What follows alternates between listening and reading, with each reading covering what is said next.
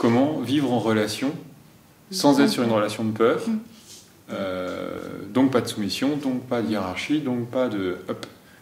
Et ce que ça m'inspire, c'est comme si on était tous en train de jouer une histoire depuis longtemps et qu'elle ne nous plaît plus et qu'on pourrait en jouer une toute autre qui nous plairait beaucoup plus.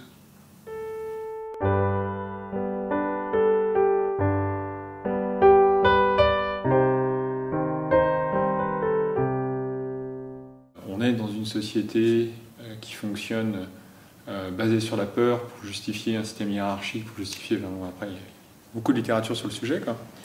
Et la seule chose qu'on a vraiment à apprendre, c'est à fonctionner en groupe, en dehors de la peur, pour pas nourrir ou justifier ou continuer à faire vivre le système hiérarchique qui nous pourrit la vie, en fait. Si j'ai peur pour quelqu'un, que ce soit mon enfant, mon mari, enfin, qui que ce soit, c'est toujours moi qui ai peur. J'ai peur, je dis j'ai peur pour... Hein? Mais même si je dis pour, c'est moi qui ai la peur. Peut-être qu'il n'a pas peur, peut-être qu'il a d'autres peurs, peut-être qu'il a peur aussi. Mais en tout état de cause, c'est moi qui décide que j'ai peur pour lui. Ma peur à moi, elle vient de mon désir de satisfaire pleinement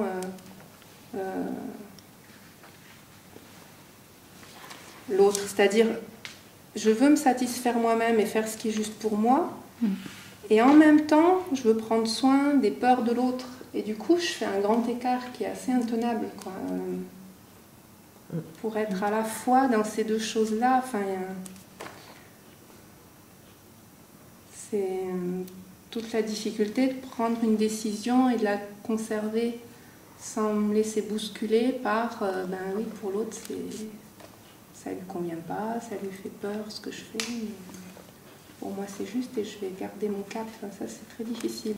En fait, ça revient à avoir peur de pas bien répondre aux peurs des autres. Ça, c'est vraiment effrayant. D'où l'angoisse. D'où l'angoisse. Qu'est-ce qui est si dangereux dans le fait de ne pas répondre à la peur de l'autre? Je vais décevoir, je vais... et là pour le coup c'est vraiment autrui ne va plus m'aimer alors que j'ai tout fait pour que ça marche. Pour qu'il m'aime. Pour qu'il m'aime. Et je reçois pas ce que j'attends. Et ça m'angoisse du coup.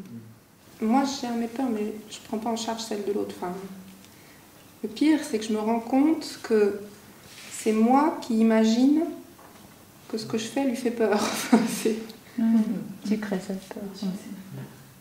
C'est une projection. Non, je reprends l'exemple de l'inspecteur d'académie, hein, que certains connaissent.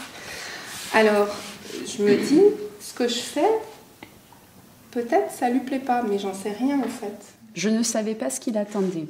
Donc, j'ai fait quelque chose en fonction de sa venue. Je suis passée complètement à côté. Et lui m'a dit, pourquoi vous n'avez pas fait ça?